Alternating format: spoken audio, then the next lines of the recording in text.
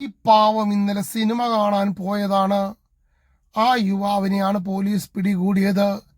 നിരോധിത സിനിമയൊന്നുമല്ല കണ്ടത്. സുമതി വളവ്.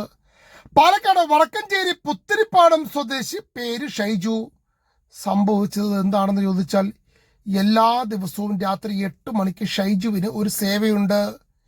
കുടുംബവും ഒത്ത് സിനിമ കാണാൻ വന്നതാണെങ്കിലും പതിവ് മുടക്കാൻ ഷൈജു തയ്യാറായില്ല.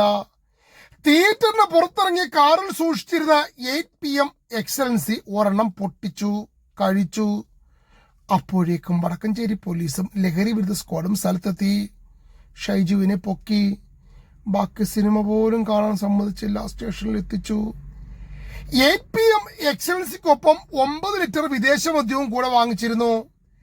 ആരെങ്കിലും അത്യാവശ്യക്കാരൊക്കെ വരും, അവർക്ക് നൽകേണ്ടേ? ഷൈജുവിന്റെ പ്രധാന ഗുണഭോക്താക്കൾ അതിഥി തൊഴിലാളികളാണ്.